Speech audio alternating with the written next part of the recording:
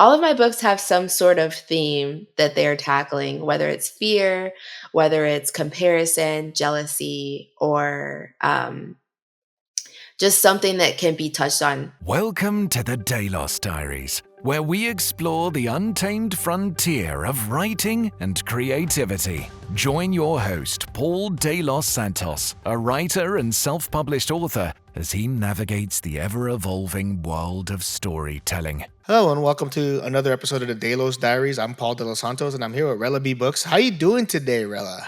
I am so great. Thanks so much for having me, Paul. No problem, no problem. First question, just what inspires you to write? And that's kind of the big question I always ask everyone. It's the lead off question. It's a very easy way to get this thing going. Right. So I loved writing in school. I love being able to just create a new character or a new world, which later led into my love of Sims. Mm. But I love to just create different scenarios and work out different stories. So I started when I was really young. Oh, nice. You mentioned The Sims. I mean, how many hours have you sunk into that? Oh gosh. Yeah, I know. I had to stop playing because it became a slight addiction, actually. Video. It's healthy. It's a healthy addiction sometimes. I mean, it's just like 'cause I mean, you gotta look at it like as sometimes you just want to play a video game, and sometimes it's The Sims. It's Like I'm the definitely same an way. outlet. Yes. Yeah, it is. Have you ever taken something that happened to your Sims and wrote it into a book or a short story or anything like that? Oh my gosh, no, not yet. I write children's books. It'd be too Yeah. adult. Oh, okay. Yeah. No, I know you write children's book. Maybe if you want to expand out, it's a good idea. You never know. It's Right. something you want to do. Well, you mentioned children's books. I mean, it's one of those things where I've always been interested in children's books. As a former teacher, as a writer, to me, elementary school was the most intimidating thing that I could possibly teach because of the language you needed to use. So how is it writing children's books and just being able to take a concept that you want to teach and make it digestible for a younger audience? Yes, this is something that I struggled with in the beginning because I was mainly just trying to write um, more poetic and lyrical stories. So now I'm writing more in prose, and I start off with like a really good draft, and then I have to go through and make sure that I'm not using any crazy vocabulary or anything, depending on what age range I'm writing for. So it's funny, I'll start out with like 600 words, which doesn't seem like that much. And I'm really trying to cut it down to like 450. Like I Hmm. try to cut as many things down as possible. I lay it out on text and then I just start putting things in parentheses. Like this could actually just be drawn. And so it's been a lot easier now that I've done that process of actually laying out my own text because I can see like this actually doesn't need to be said, it can be seen. Hmm. Yeah, it's one of those things where there has to be visuals. I mean, it's just has to be a visual component to these books. So overall, like, where do you draw like the line of what's going to be text and what's going to be visual? Um, So when I start writing things that are a little bit too descriptive, like I'm almost Mm, describing a scene or something that someone would act out, I will normally put that in parentheses and just make it into a illustration. And the best part about it is I'll lay out all of this stuff with no illustrations and then I'll just kind of have the illustration notes. Then I'll send it to my illustrator and have them read it, create their vision. I might be able to take out even more words after I get their vision back. mhm. The collaboration process is really powerful when it comes to getting your art. And then that just like tells more of your story anyway. Yeah, it's just it seems like the one thing about children's books and working with an illustrator is that there's a shared vision. There has to be a shared vision. And so, what is the collaboration between you and your illustrator look like? What does a process look like in terms of like the collaboration? Like, how often do you speak? How often do you communicate about the book? I mean, stuff like that. Right. So I would say I talk to my illustrators about once or twice a week. It just depends on how close we are to finishing. When they're starting out with the sketches, I normally don't hear from them for like quite a while because I just let them go through all of their sketches. And then I get all their sketches, I lay it out with text, and then I have them move things around or change facial expressions or anything like that.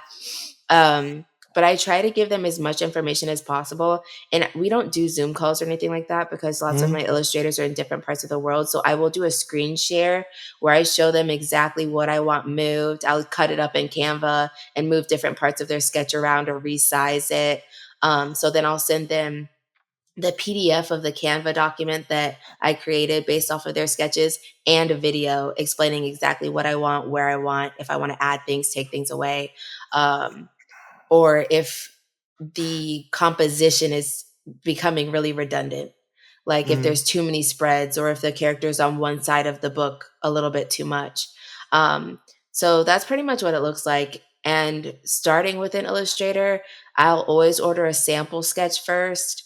After the sample, if I love it, I move on to the cover and then we work on the cover together. If we can't get the cover right, then we don't move forward with the book at all. And I just Mhm. move on to another illustrator. Okay, so you have a process of vetting your illustrators. Like how was that process initially for you? I mean, because if I'm looking for editors right now. I was looking for editors for my podcast for the longest time, and it was really a when it got to two people, I'm like I was struggling with that decision. So how hard is it to make that decision to first of all use a illustrator and then have that realization that it might not work out?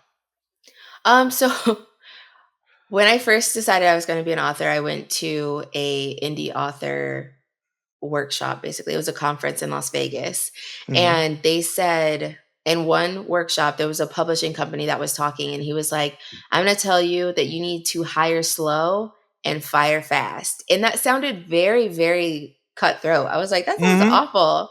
But no, you really do, because otherwise you're just going to be like wasting your time, money, resources, and effort trying to Hmm. communicate with someone where maybe the communication broke down or maybe they just rush a little bit too much and they don't actually care about your project or they're not seeing your vision. So that's one of the things that I've kept close to my heart, and I've just gotten easier. And that's why I have the process that I do, because if we can't get this cover right, we're not going to be able to get the rest of the book right. Yeah, and like I think the saying goes, like, not only you're not supposed to judge a book by its cover, but children will judge a book by its cover, and they will gravitate towards something that looks awesome and cute or whatever they're attracted to as a child. So, what kind of elements go into that creative process for you? I mean, like, how do you describe your vision and kind of get someone to jump on board with it?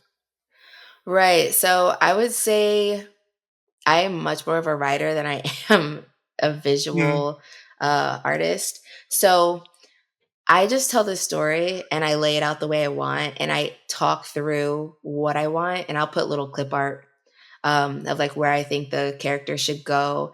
And then I just let the illustrator take it from there. And as long as they give me the sketches first, then I can collaborate with them. I have had some illustrators just jump right into coloring without giving me the sketches. And that's a really big problem because it's going to take them more time to change it. And nine times out of 10, there's going to be something that I want to change. Yeah, because it's one of those things. I feel like when you're working with an artist, I feel like it's because I have a friend who's trying to write a comic book, and they're struggling in terms of like how they're gonna try and launch this thing because they're between schedules and between like how they want like the authors having trouble with the writers having trouble like how to panel it out. So it's a really arduous process, it seems like, to really get illustrations in a book because I write genre fiction, so it's like mostly like if I want to add art, I could just go to a creator and be like, draw this for me, and it's not like it's like a character sketch. It's not like a telling a story through a visual medium. So, Right. um, how much have you improved in that aspect? Do you feel that of telling the story and being more um direct with your instructions to the illustrator? Oh, so much, so much. My process now is pretty amazing, like, even to the fact that I can work with new illustrators very, very easily. So Mhm. right now, I have a team of 3 illustrators that I work with for a couple different series, and I have 2 more that I'm waiting to work with, but the reason I haven't brought them on is because it's a little bit of a process to get people acclimated to how you work on your books, and everybody has a different process. But I think the biggest help for me is breaking things up in Canva and doing a screen recording explaining things. Mhm. Um, because if I literally walk you through all of it, there shouldn't be any more miscommunications unless it's like a Mhm. color. Yeah.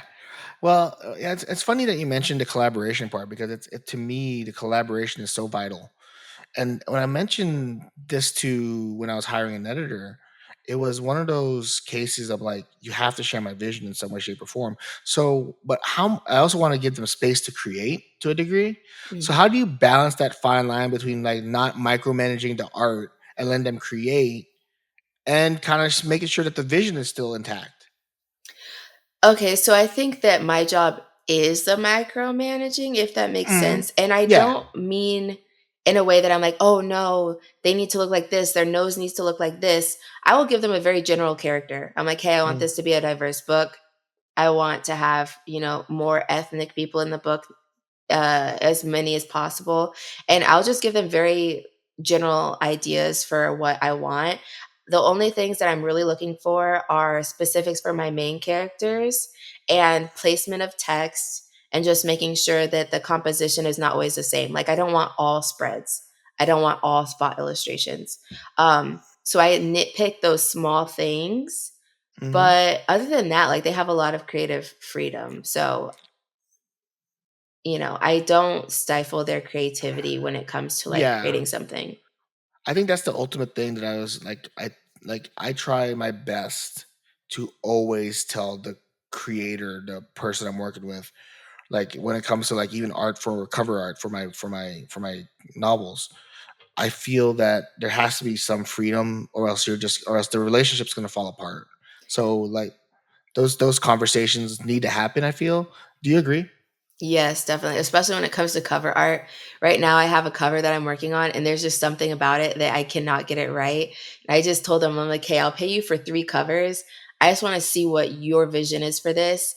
And every cover had something I liked about it, but every cover wasn't perfect. So that's Hmm. a hard one, as Yes. covers. It's like that moment where you can't put your finger on it, like, what's wrong? Like, what is it missing? What is it missing to make it like finally hit that vision for both that we can both move forward? Yes. And it just feels like sometimes that process needs to like you need to breathe a little bit and just kind of let it be. And um, so when it comes to like you mentioned your process of vetting art and like it's everything like that. So what kind of like when you mentioned sketches, you mentioned those. I mean, what goes into like you mentioned that you want diverse characters. Mhm. So how do you like how do I put this without sounding like overtly like insensitive? But I mean, like how do you send that message, so to speak, to to an illustrator without like going into those stereotypes and the things that would really be like just the tropes, so to speak.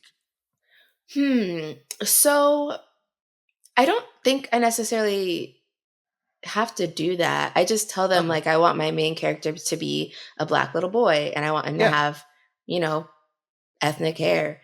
Mhm. Or I'll say I want them to be like a mixed race young girl that looks blended between like Hispanic and Polynesian or something. Like, I'll give them very good specifics, or I'll even send Oh, pictures like, okay. hey, I want them to look like this. This is my cousin. This is who I want it to look like. Okay. Um, And other than that, it's just like facial expressions on different pages. Like, hey, I want them to be angry. But I don't really feel like I have to go into any sort of stereotypes. It's just describing the characters.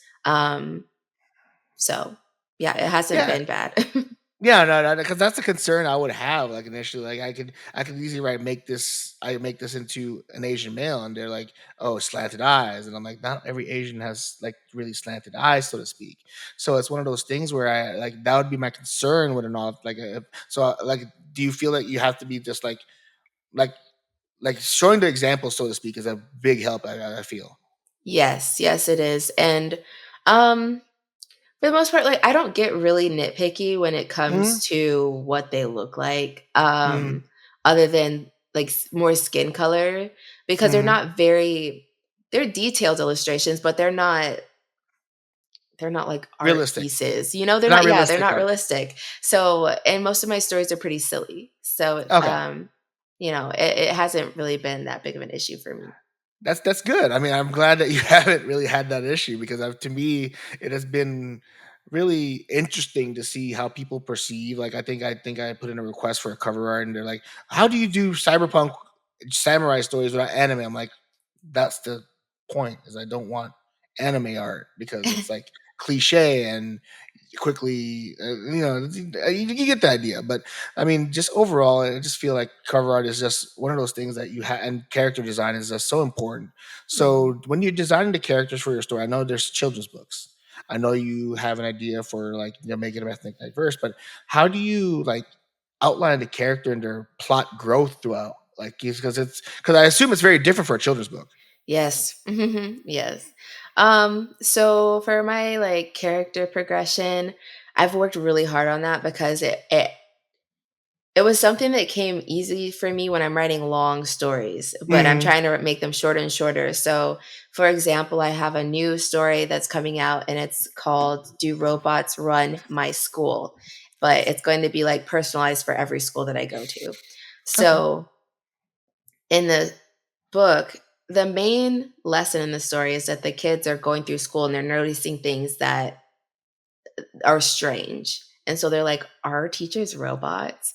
But in the beginning of the story, there's just a very simple line that says, you know, today it was technology day and the main character went to school and he normally struggled with paying attention.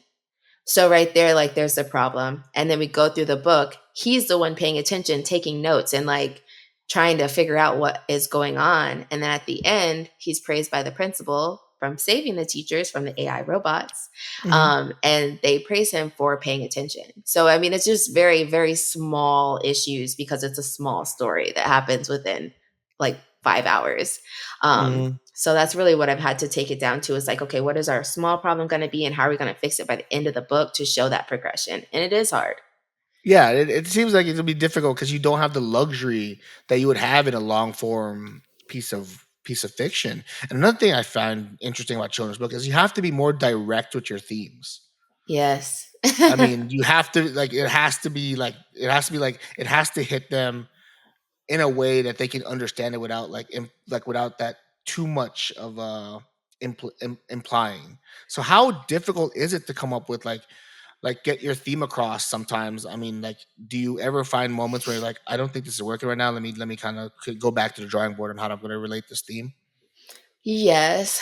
Um, right now, the way I work is I like to work in stages. So like I'll Hmm. write a lot to the point where I have like 20 manuscripts and then I'll send them to an editor and I'm like, okay, which ones are the strongest? Which ones are we gonna like work on first? And they'll tell me. So then we'll develop those and then I'll go back and write them. And that gives the other books space to breathe.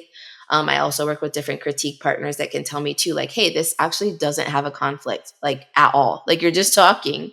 Hmm. So I think that's part of the growth that needs to happen, especially if you're doing children's books, is making sure that you always have the components of a story to make it well rounded. And I think having a good sounding board and critique partners is a really big part of that. How do you find critique partners? I'm interested because children's books are seem to be a very interesting niche for authors. I mean, like you can't just give the book to a kid and say, "Read this. What do you think?" You have to find someone with the who can get into that educational space, so to speak.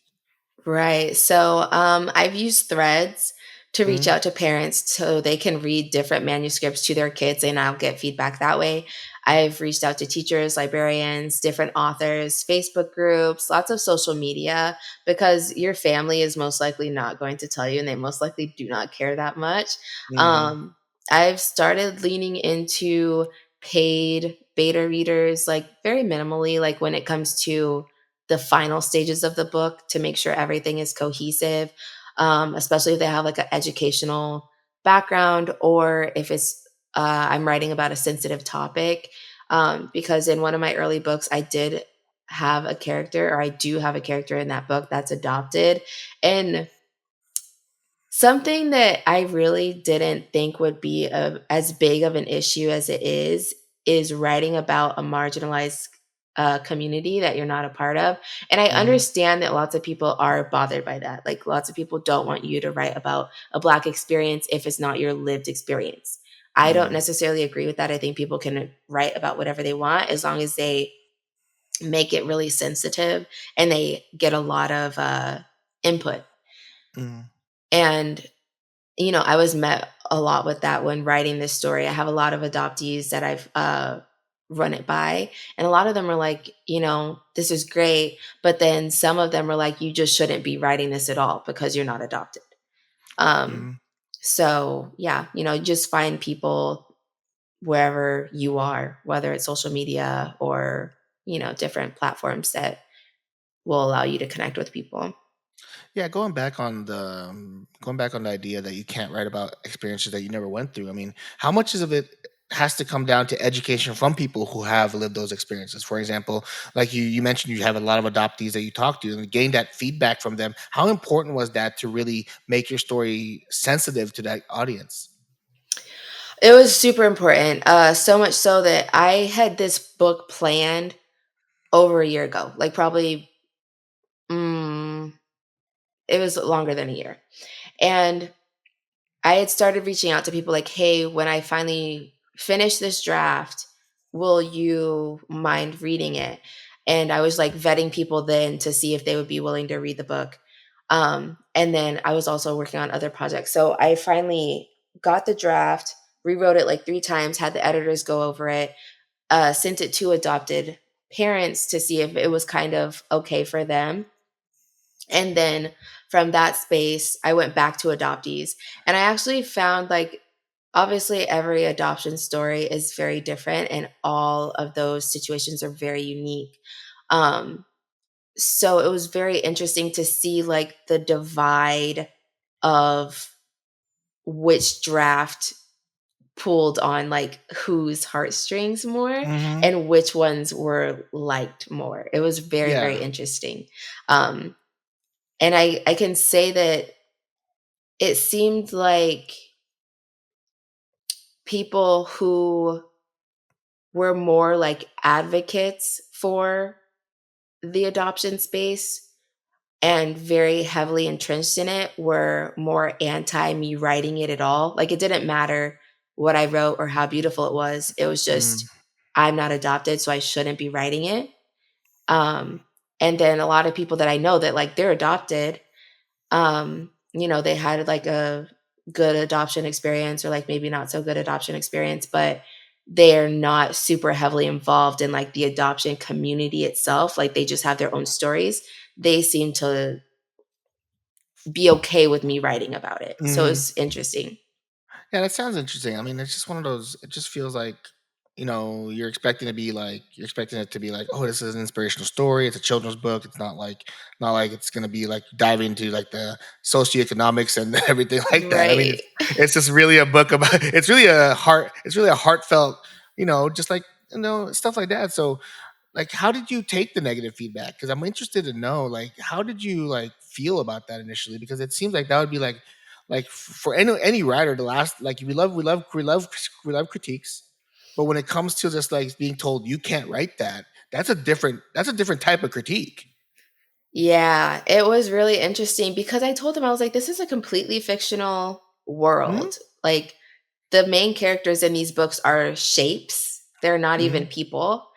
Um, And so I kind of felt like it was a little bit unfair, but I do give people the right to feel how they feel. So, Hmm. that's perfectly fine that you feel like I shouldn't write about an adopted character in my book, um, from that experience because of everything that you've gone through to like have your voice heard.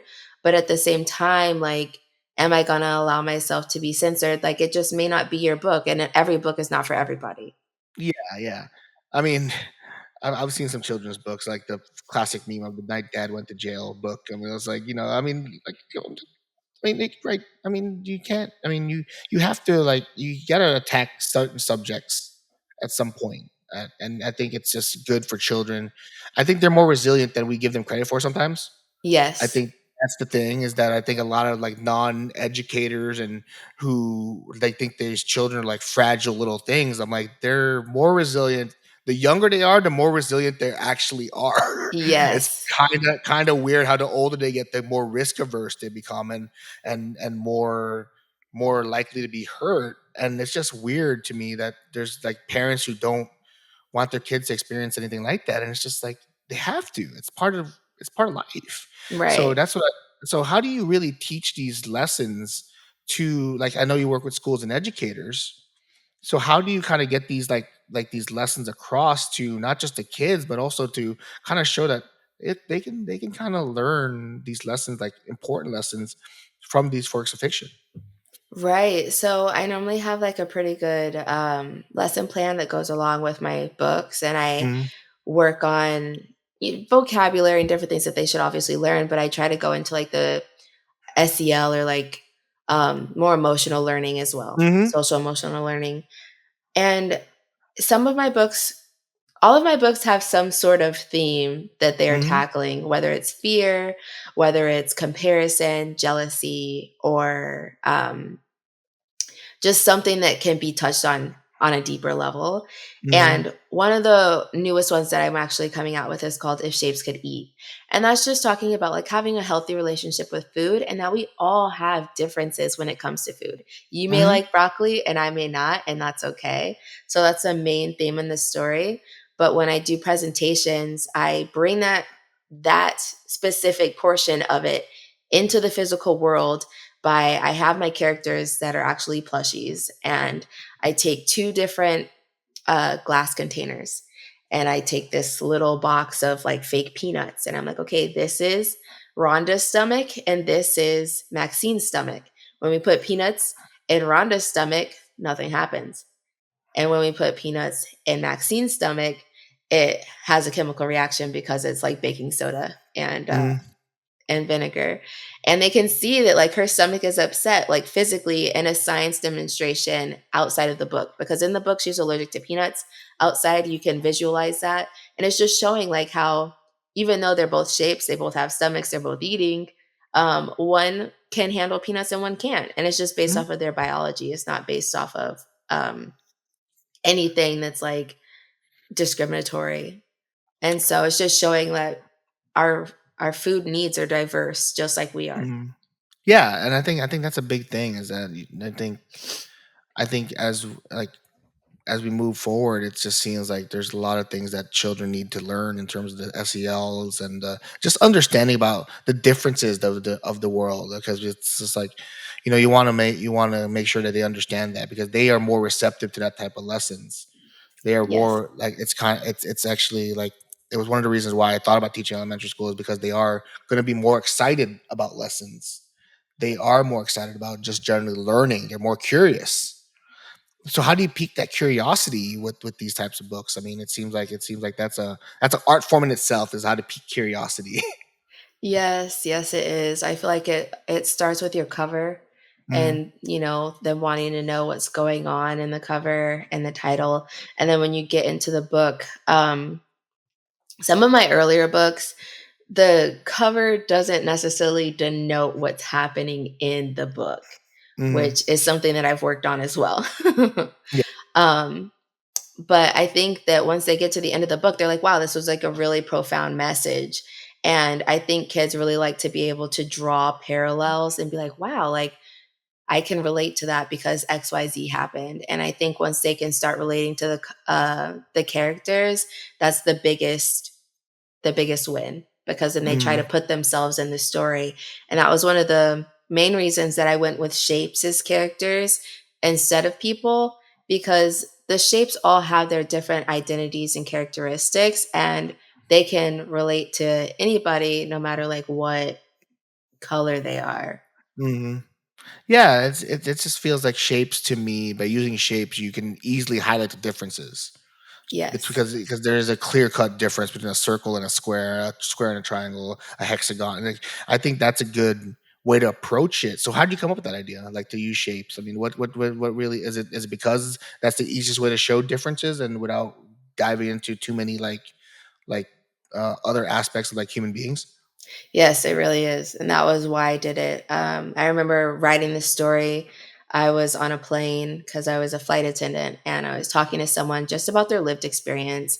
And I was like, wow, like that's really, really remarkable. And like after having a conversation with them, I just went down and like wrote a book basically. Got And inspired. yeah, I was like, okay, cool. Like, let's rate this. And it had to transform like a really far away from that point. But in that situation, I'm like, we never really know what's going on in someone's life. And I'm like, it doesn't matter if you're a black, white, blue, purple, or if you're a circle or a square. Like, we Mhm, all don't fit in the same situation or the same hole, you mhm. know? So it just like, it was really like, oh, this is what it's going to be called. If shapes could talk, they're going to be shapes. Yeah, yeah, yeah, yeah. That's actually a good idea. Like, I really feel like this overall. So let's switch gears a little bit and talk about your organization or your Rella B books. So just kind of go over its overview and kind of give an overview of it and like why'd you start it? So I wanted to write under a pen name because Mhm. Rella is a lot easier to say than Gabriella for young Yeah. kids. Mhm. And it's a lot easier to look up, even if you spell it wrong. Normally it'll come up. Mhm. Um, and so I created that. It's based off of a nickname. And I just wanted to have a very cyclical way to interact with me for any young readers. So if we have parents that like screen free activities, I have a podcast that comes with free printables. And then they can listen to stories that are written by other authors and do some Mhm. fun stretching and riddles. Or if they have younger kids and they don't have time to necessarily read or co listen, I have a really interactive YouTube channel where they can go on and listen to different stories that I read to them and like just be silly. But all of those things lead somewhere else. So the books lead to the YouTube leads to the podcast leads to the mailing list leads back to the books. I'm just trying to make it a very big like ecosystem. One Mhm. where kids are always being able to read and engage with different materials by different authors or in different mediums. And two, because it's building different connection points because everybody likes to consume information in different ways. And I am one to tell you that an audiobook is still a book. You're still Yeah. reading. It is. I agree. I agree with that. I have like a print book, a digital book, and an audio book. I always have 3 books that I'm reading at once, whether it's where I'm at. So I always have 3 books myself. But I mean, you mentioned the whole relationship with media. Like, Mhm, it's just like it feels like a lot like iPad kids, for example. They only know one form of media, which is probably YouTube. So mhm. how refreshing or like satisfying is it to know that you're trying to teach media literacy in a sense by engaging with different forms of media and that the parents are also engaged and they're doing it in a way that's kind of more able to be supervised than just leaving an iPad to a kid. Yes. I mean, I don't know if I'm necessarily teaching that media literacy, but I am Mhm, offering it by mhm, letting them know that there are different ways to consume it. And I do think that that's important because I don't know if kids are always introduced to like podcasts or just audio mhm, in general, other outside of like devices like a Yodo or music or things like that, like audio dramas. I loved audio dramas when I was younger. Like I loved listening to mhm, VeggieTales or listening to Adventures in Odyssey. Those were big for me when I was little. mhm, Um, and so now for my daughter, like she doesn't really do audio. She does more visual stuff, not so mhm. much audio. So I've been trying to get like better at that. Yeah, I mean, I think that's the thing is that introducing different media to kids at a younger age can get them intrigued. That you can be like, look, you don't have to be an artist to be a writer. You don't have to be a writer to be a creative. There's other ways you can be creative, and there's other ways to have these outlets for you. I think that's another aspect of I think what you're doing that's really positive in a sense that you're showing that media has multiple outlets. You don't have to be pigeonholed and be like, oh, I want to be a content creator. Like a lot of kids want to be content creators these days. Then they're like my nephew wants to be a singer. So it's one of those like he wants to be like you don't have to like do the traditional route of singing anymore. You can sing on YouTube. You can it's just like those types of outlets and showing them that there is a way to do stuff. And I think that's what's the beneficial. You mentioned the interactive aspect of it. How did you come up with that idea like to do an interactive like listen podcast and kind of like make them do something with you? So I love just 90s TV. And Mm, I did a lot of research before I started my YouTube channel. And I was like, well, since I'm doing a YouTube channel, I might as well do a podcast as well. But the podcast will be more collaborative with other authors. So I did a lot of different research and realized that there's different ways to engage kids. And my biggest thing was I wanted to get their brains and bodies ready for story time because when I was an educator in Washoe County School District, like we would have those brain breaks where we could get up and stretch and move a little bit, especially before we're going to sit down and either read on a computer or like take a test. Mm. So because of that, I was like, okay, let's look at things that other shows have done. So I looked at like Mr. Rogers, The Romper Room, The Big Comfy Couch, lots of different stuff. I haven't perfected my YouTube yet. There's just so much to go into it with like Yeah. SEO and stuff. But I think the platform, like the way in which I'm going about it, I think is still really good. I've gotten a lot of feedback on the way I run my show. So now I'm just trying to get snappier with it because kids don't always have like the longest attention span. I'm trying to Oh, get yeah. into the content faster. Yeah. Oh, okay. Kinda like what Miss Rachel does. Like, Yes. she just jumps right in. I mean, it's Right. one of those it's impressive how she just can jump right into a topic or what she's trying to go into. So you're an educator? Yes, I work for Washoe County School District. I was in the technology department, Mhm. and I taught computer literacy for 3 years. Oh, so that's what I think that's what that kind of like that's what kind of like gets you into like the whole concept of like doing multiple forms of media because you like I like the physical books I like the YouTube and I love the audio so it's like it just overall it just seems like that. How much do you think that contributes to your overall skills and being able to communicate with younger audiences?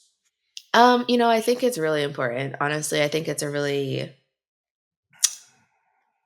it's something that I don't value as much as I should, I Mhm. suppose. But it's a valuable Yeah, skill. yeah. It seems like there's a certain person who just kids can gravitate to. I unfortunately am one of them. I am one of them that for some reason they just gravitate because I'm willing because I think I'm approachable. I think that's a big thing is that kids can sense someone's energy very much better than human adults can. So it just feels like there's a lot of things that kids can do that seems to be that we take for granted and we kind of lose. So what are some of the things that you feel children should do? How do you teach children and your stuff you do to get them to fall in love with reading? Because it's like a lot of kids get into reading at an early age, then they sort of as the older they get, they start to dread it. And I'm like, and then they just rediscover this love of reading again as they get older. So how do you try and foster that love of reading through your books? So through my books, all of my books normally have a silly component and Mhm. a scientific component. Okay. So that's mainly how I do it, and I think it helps with being able to immerse yourself in the book and learn something from it that you may not have known. Um, More of those books are coming out like a little bit later, but one that I'm working on right now that should be out in March is called The Bubble Bunch. And it's Mhm. literally a friend group of bubbles, and they're going on a whole bunch of adventures, but all of their adventures have some sort of scientific element in it where you're learning about bubbles or you're learning about something else that they're dealing with. Um, Mhm. but it's still really fun. It's really engaging. It's almost like a bubble sci-fi. Oh wow. Yeah, so those are the type of books that I'm like leaning into is more of like baby sci-fi books, if you will. Oh nice. What's the most rewarding part about writing children's books? Because I mean, it's one of those things where it's not necessarily like I think a lot of novelists just want to get something out. For children's books, there seems to be more of an intrinsic motivation, and because so what is the best rewarding thing about writing children's books? So I think the most rewarding thing is just having a kid understand what it is that you put in the book. Like if Hmm. a kid reads the book and they don't get it by the end, then you have failed miserably. Hmm. But Yeah. by the end of the book, if they can be like, oh, wow, I understand that I shouldn't compare myself to others, or I understand that teamwork is really important and that will help me like succeed in life, or, um, I understand that there's different ways to use my money and I should be really cognizant of it. I think that those are all really important things. And if they can get to that conclusion by themselves, that's amazing. But even if they can get there with a little bit of guidance, that's okay too. But I think the stronger your book is, like the more you will be able to take those kids on that full journey where they can realize it themselves. Yeah, I sense the educator in you when you say the end result is I will understand by the end of this book, which is essentially a lesson plan. And I can sense that educator in you because it's like today I will learn statements in high school. Like, today I will understand. So I sense that educator in you. So you mentioned it's kind of like you touched on it earlier, but do you view like your podcast as like the teaching aspect of it, kind of like similar to a lesson plan, so to speak? Like you have to construct it to like a very digestible lesson that you're trying to teach it with some elements that are fun and engaging. So I don't think so. Not for the podcast and not for the YouTube channel. It was Mhm. more entertainment wise, like brain Oh, break okay. wise. But I'm going to actually be redoing my podcast in a way that it is more of a lesson plan, where in the beginning, I'm going to be telling them, like, okay, these are different things that we're listening for. And when it's going to be a listening exercise. And then at the end, there's going to be a fun little quiz. So I'll be telling them, like, okay, this is our word that we're looking for today. How many times did you hear it in the story? Or like Hmm. there was different animals. What animals did you hear? What animals did you not hear? Or what type of environment do those animals live in?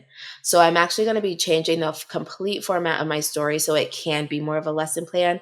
The Hmm. YouTube will stay more educational, but I think for the sake of engagement and just paying attention and making sure that they are using their auditory skills, that the podcast does need to be more of a lesson than the YouTube does. Yeah, I think one of my favorite things is how the children's TV shows operate in a sense that they're always asking for feedback for the kids to yell something at the TV. We know as adults that we can't hear them. But they're gonna do it anyway because they're convinced that it's gonna they love interacting with their media. And I think that's a healthy relationship is like interacting. I think that's a skill that they seem to lose when they get to high school. They seem to lose like how to interact with their text, like how to annotate or how to like stuff like basic skills like that. It seems like they seem to lose that the older they get. So it's really interesting to me when you mentioned that you're gonna reformat your podcast to include those types of things because I'm like I think those are enjoyable moments for kids because I remember as a child enjoying that when I was even as old as like 12, just being asked by someone, what do you like, do this for me. So it's a very fun interactive way to do it. So I really like your podcast and the concept that you have because it's unique. I think like a lot of podcasts are very passive and they're making it an active activity. Yes, that was my biggest thing is I wanted kids to be active while listening or watching. I do have a lot of call and response, Mhm. but I want to give them actual objectives now instead of just like, oh, what do you think this is? Because I do a lot of that with my riddles. Like, what do Mhm. you think it's going to be? And then we give really easy hints. Mhm. Yeah, no, it's really good. So, if you have one piece of advice for anyone who wants to write children's books, what would it be? Because it seems like it's a place where a lot of people like want to teach these lessons, and I'm like, and they don't know where to start. So, what advice would you have for an aspiring children's book author? I almost would say don't do it. I think every writer has that philosophy. Like, you want to write a novel, don't do it. Yeah.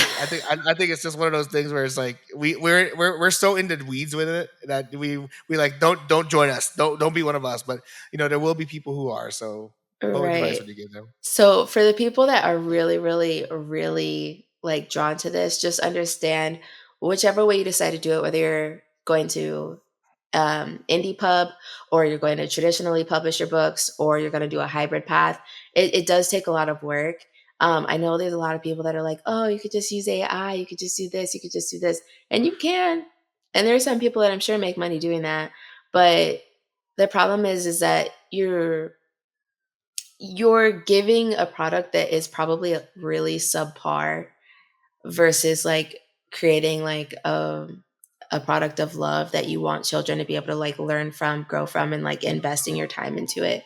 Hmm. So I think if you're going to do it, then give it your all and make sure that you have a plan, whether you're going to do author visits, and that's going to be a big thing. You're going to do speaking engagements. You're going to do like community outreach or be part of some sort of organization because lots of people will write for specific causes like cancer awareness or things like that. So I think it's just really important to know what your mission is when it comes to writing your books and stay really on brand. It's funny you mention AI because I'm just over here like, why would you do that? Because I feel children's books, out of all the things to out of all the things to possibly take the human element out of, it's like you're taking it out of like the heart of what a children's book should be because you're supposed to like I don't think you care about your lesson that you're trying to teach if you're using AI. Like I think it's very much a case of like it's one area I'm just like, wow, I can't believe people are gonna do this. Like novels, I understand. Some people are intimidated by the concept of writing a novel, but a children's book, those need to have like more heart than some longer form pieces of fiction because your audience knows when you're being authentic more so than an adult. Excuse me, yes. And not only that, but even like with the art aspect of it, like I don't really let my daughter use filters on her face Yeah. because I want her to know what she looks like. I don't really like AI art, and especially in children's books because they don't know. Like they Mhm, don't know the difference. There's so many AI videos that you go across scrolling and everything. mhm, And some people don't even know that they're AI. They think that mhm, they're real. And that's so dangerous for kids. mhm, So I don't know. It makes me a little bit nervous, but I think that for the most part, parents are all very discerning on their own levels, mhm. and they'll continue to protect their kids as necessary. So Yeah, yeah. So, where can everyone find you and kind of get more information about you?